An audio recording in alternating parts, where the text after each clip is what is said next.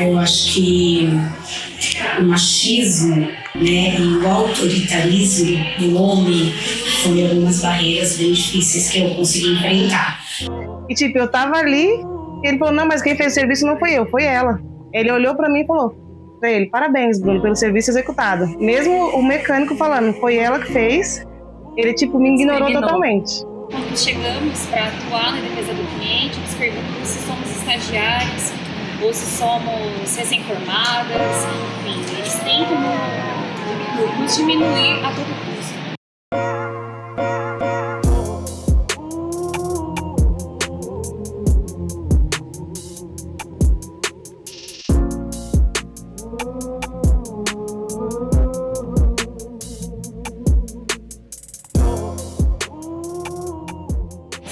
Gente, boa noite. Nós estamos aqui hoje com as duas advogadas, Camila e Bárbara. Acabamos de ter uma palestra maravilhosa sobre o feminicídio.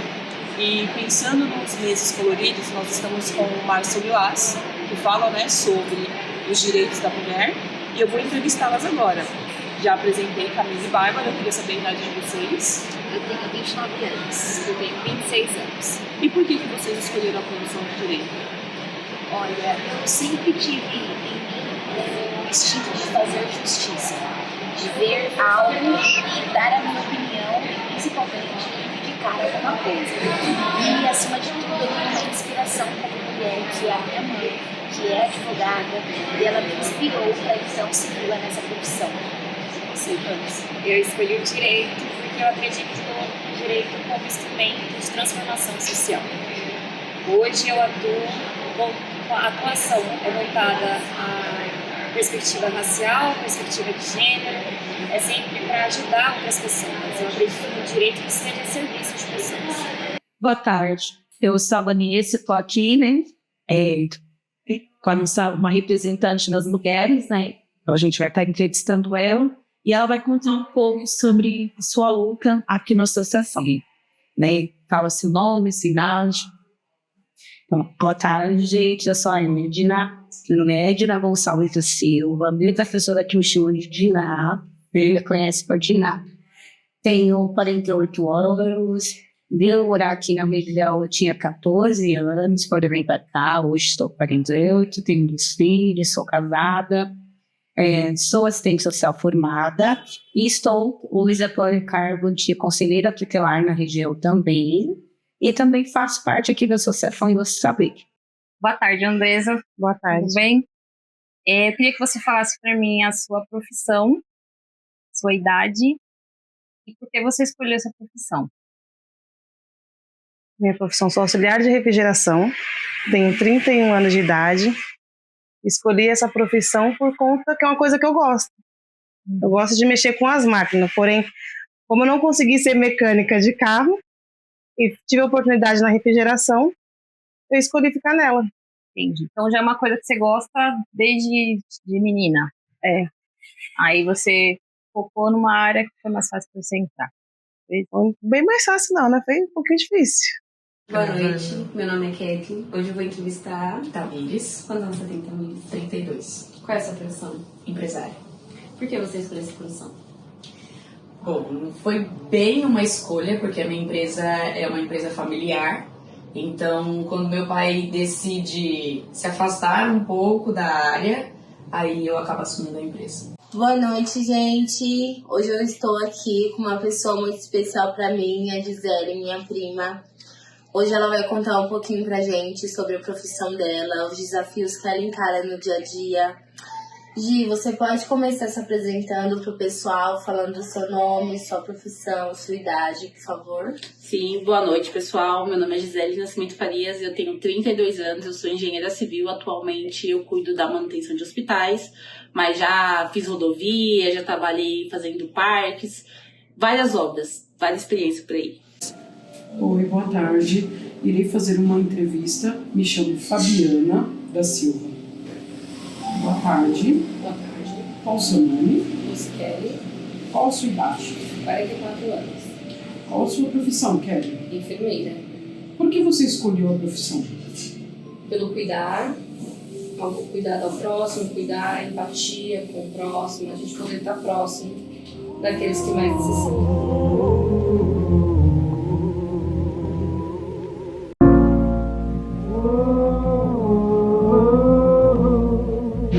Olha, eu vou dizer para você que, infelizmente, como advogada criminalista, eu frequento ambientes que já são machistas por si só. A delegacia, de 10 que nós vamos atuar, 9, a maioria da equipe é homem. Então você já se sente acuada por entrar no ambiente masculino. E passamos, eu escuto diversos comentários machistas, como por exemplo, né, assim, nossa, que legal, bonita doutora, deve conseguir vários clientes. O fato de ser mulher ou ser bonita não significa que eu vou conseguir clientes por conta disso.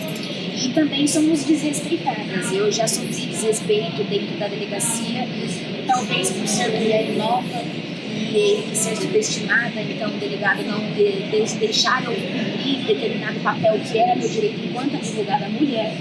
Tanto é que hoje o nosso código de ética ele tem as nossas prerrogativas de mulher. Além das prerrogativas do todo como advogada, nós temos as prerrogativas de mulher. Porque, infelizmente, mulheres passaram por violações que foi necessário ter hoje leis que abrangem os nossos direitos como mulher. É interessante falar sobre isso porque, ao mesmo tempo que parece ser cômico, é trágico. Com certeza. Eu já passei por várias situações, principalmente quando temos audiência, por exemplo, e que a maioria é homem. É comum a interrupção. Nós estamos falando e os homens interrompem. Ou então, quando chegamos para atuar na defesa do cliente, nos perguntam se somos estagiários ou se somos recém-formadas, enfim, eles tentam nos diminuir a todo custo. Infelizmente, é esse o cenário. E a gente luta, né? A gente, infelizmente, não tem outra opção senão seguir lutando. Assim, eu acho que a primeira coisa você tem que acreditar em você, sabe? Porque os outros não acreditam. Principalmente quando vê uma mulher pequena, né? Porque quando é um mulherão que chega, já dá um impacto. Quando é uma mulher menor, não dá um impacto, né? Então o pessoal vê chegando uma mulher pequena, uma mulher às vezes meiga, né? Que não sou eu, mas, né? Mas meiga, assim, da periferia, né? E as pessoas não dão muito valor ou não dão muita atenção no que você quer falar. Então você tem que saber se impor. E como que a gente se impõe? Sabendo o que nós estamos falando.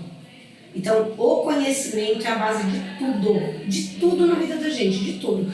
Tanto que a nossa associação, o nome dela é Doce Saber. Porque a única coisa, gente, que ninguém tira da gente é o nosso conhecimento. Nada. Você pode, aonde você estiver, pode estar onde estiver. O que você aprendeu, é seu, ninguém vai te tirar. E com o conhecimento, você consegue trilhar caminhos que você nem imagina, né? Quando você sabe, quando você adquire esse conhecimento e aplica corretamente esse conhecimento, você consegue abrir portas e caminhos que você, às vezes, você nunca parou nem para pensar que você pudesse chegar até lá, né? E quando você, às vezes as pessoas olham para você e não te dão nada, né? Falar, mas uma mulherzinha aí, né? Veio reclamar da fila da creche, né? E aí quando você começa a falar e explicar realmente qual a necessidade, né? O que você entende que poderia ser feito para melhorar, né? Ou o estudo que você ouviu lá atrás, que poderia ser aplicado para trazer a diferença, as pessoas já, elas já mudam o conceito delas com você, né? Então, assim, é fácil? Não é fácil. Nós vivemos num mundo machista, né? É de nascença, não tem jeito, né? Mas hoje as mulheres estão tomando o seu lugar, buscando respeito, mas com conhecimento. Porque também não adianta a gente chegar só querendo gritar, porque é só mais uma louca gritando, né? E não é isso. A gente tem que trazer o conhecimento. Por isso nossa associação Doce Saber, porque o saber é muito doce. E aí eu oriento todo mundo a fazer cursos, a buscar conhecimento, faça uma faculdade. Não tem ainda como fazer faculdade, volte a ler e escrever, volta a aprender, vai lá como ova, né? Vai aprender, vai, sabe, buscar mesmo crescer para você, é para você, né? Isso faz muita diferença na vida da gente. Um bocado, por ser mulher. Não por falta de salário, porque salário de auxiliar é o mesmo valor para qualquer auxiliar. Porém, tipo, o mecânico, você não pode fazer isso porque você é mulher. Não dá para a Andresa fazer esse serviço porque ela é mulher. Então, acaba que eu fico para trás, outras pessoas sobem, tipo, vira mecânico e eu fico para trás porque eu sou mulher. Para eles, tudo tem coisas que você consegue fazer, como levar uma bolsa, levar uma escada, sendo que tudo que um homem sabe fazer na máquina, eu sei também. Mas por eu ser mulher, não pode. Eles ficam, tipo assim, meio que sabotando as funções mais braçal? Isso aí. Porque eles, na cabeça deles, eu não consigo. Vou dar oportunidade pro rapaz ali, porque ele é homem, ele tem força, ele vai. Sendo que tudo que ele pode fazer, eu posso também. Muitos. Porque a gente trabalha numa área que é da construção civil, que é uma área muito masculina. Então, a gente lida com homens o tempo inteiro. Então, todas as vezes que a gente vai falar, parece que a gente tem pouca autoridade no que a gente está falando, que a gente tem pouco conhecimento no que a gente está falando. Então, eu acredito que o maior desafio seja justamente lidar com os homens. Muito, né? Isso, assim, não posso falar diretamente com preconceito, já sofri preconceito nas obras por ser mulher, mas hoje é mais a parte da comunicação, né? Por ser mulher, a gente trabalha muito na engenharia, é um ramo predominantemente por homens, então quando a gente está lá tem que ter a gente tem a nossa delicadeza feminina, tem a parte, né, do conversar, da expressão, e aí a gente acaba tendo um pouquinho mais de dificuldade. Um exemplo, eu tô numa obra que só tem eu de mulher, então na hora que eu tô conversando com eles, eu preciso demonstrar que eu sou a chefe, que eu sou a responsável, e ao mesmo tempo ser super educada. Eu não tô brigando pelo espaço, eu sou a chefe do espaço, mas eu preciso conviver com eles de forma harmoniosa. Sim. O desafio é você manter uma área muito aberta para as mulheres, devido muitas vezes ao peso, de situações necessidades, mas a gente acaba tendo a oportunidade.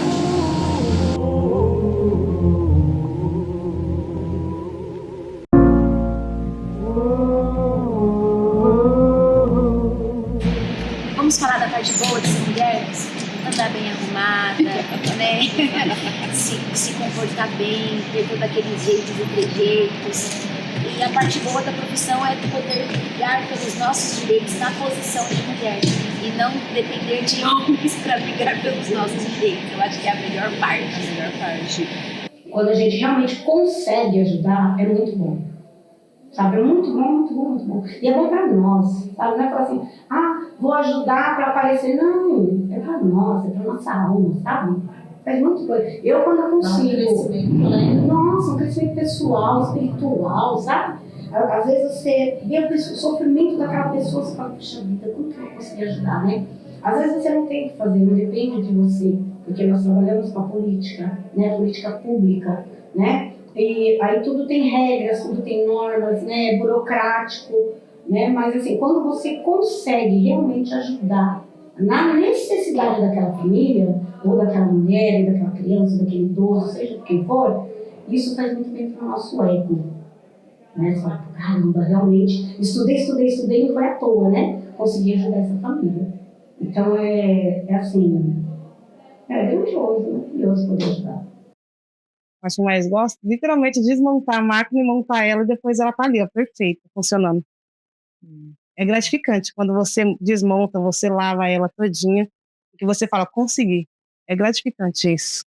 E você acha que essa parte que você mais gosta, ela é mais facilitada de você fazer pelo fato de você ser mulher, você gostar de detalhe, de cuidar direitinho? E você acha que ser mais detalhista? Você acha que você sai melhor? Não, acho que, tipo, é o querer da pessoa. Não, acho que nessa parte aí não tem de você ser mulher ou você ser homem. Se você quer fazer o serviço, você consegue. Você vai lá e faz. Mas você tem que gostar do que você está fazendo. Muita gente trabalha só pelo salário, né?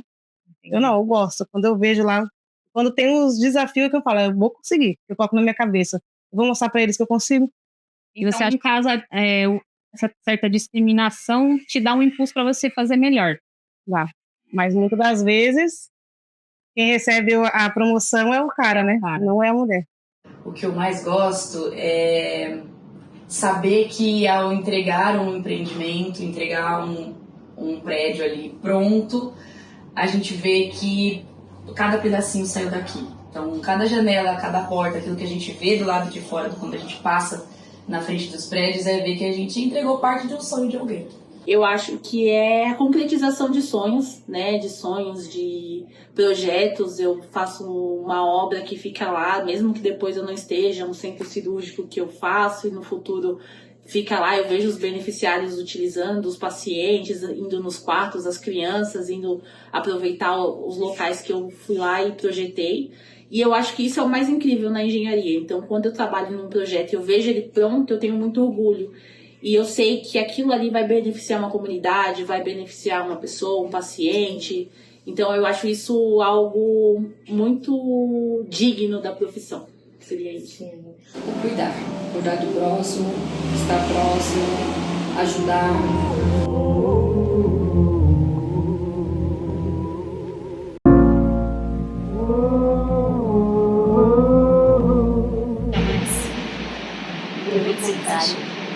Pelo contrário, é aí que nós temos mais gás de poder lutar pelas outras mulheres, e é por isso que nós fazemos projetos sociais para poder compartilhar o nosso conhecimento, para que outras mulheres se sintam inspiradas em também lutar por elas e pelas demais ao redor. A gente não está sozinha, é uma luta coletiva. Parabéns, meninas. Todo dia! Todo dia eu penso em desistir de alguma coisa. Mas o que te motiva a continuar, prosseguir? É imaginar que as pessoas precisam de mim. Precisam do meu conhecimento, precisam da minha garra. Assim, eu acho que aqui na associação, eu a Patrícia, né, a gente sempre... Quando uma começa a ficar meio desanimada, a outra vai dando pro chão. Quando a outra tá meio desanimada, a outra vai pro chão. Assim, eu acho que todo mundo já pensou em desistir de alguma coisa na vida, né? Porque não é fácil, né? Você levantar cedo e você tem que trabalhar, e você tem a sua família, aí você tem os seus problemas, você tem as suas dívidas, aí você tem o problema dos outros que você atende o dia inteiro, aí você tem o problema das famílias que vêm aqui na comunidade te pedir ajuda. Enfim, né? Não é tão simples, né? Mas, então assim, pensar em desistir a todo momento. Então, não vou mais, eu quero mais, vou parar, vou largar tudo. Mas aí quando você vê uma pessoa chega e fala assim pra você, obrigada, muito obrigada, você me ajudou muito. Algumas vezes. Tem vezes que você, você tá lutando ali, você tá querendo mostrar que você consegue. Você faz a mesma coisa, porém o cara olha pra você e fala, mas você não consegue. É um pouco tenso quando você tá ali mostrando, eu consigo, mostrou o seu serviço, e a pessoa, te tira, só porque sou homem, eu posso e você não pode. Eu já pensei em desistir algumas vezes já. Todos os dias. Todos os dias eu penso em desistir, mas quando eu paro para pensar justamente na equipe que eu tenho, nas pessoas que eu tenho, nas famílias que a gente lida todos os dias, porque ter uma empresa é ter uma responsabilidade. Então, quando eu olho as pessoas aqui trabalhando e eu vejo a quantidade de famílias que a gente alcança através das pessoas que estão com a gente, é aquilo que me motiva a não desistir. O que eu penso em desistir são as dificuldades de se manter uma empresa, né? Como eu lido mais com a área financeira, a gente tem muitos desafios. Então, equilibrar as contas, fazer a empresa ter uma saúde financeira não é uma função fácil.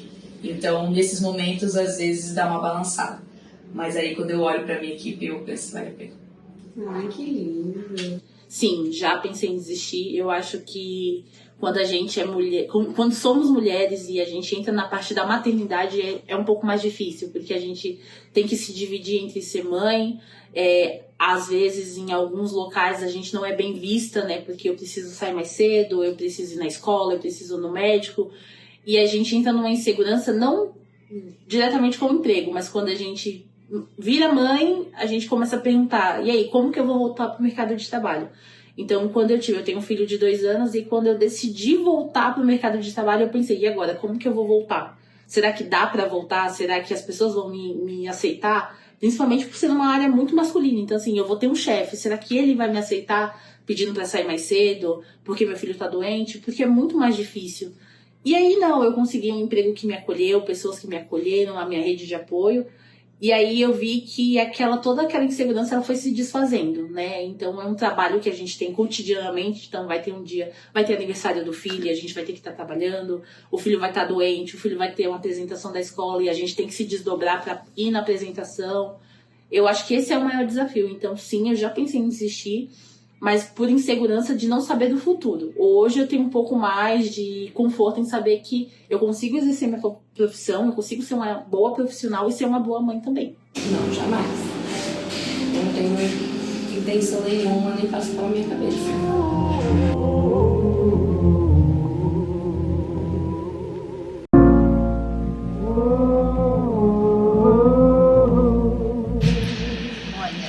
Eu diria que todas nós somos capazes de sermos o que quisermos.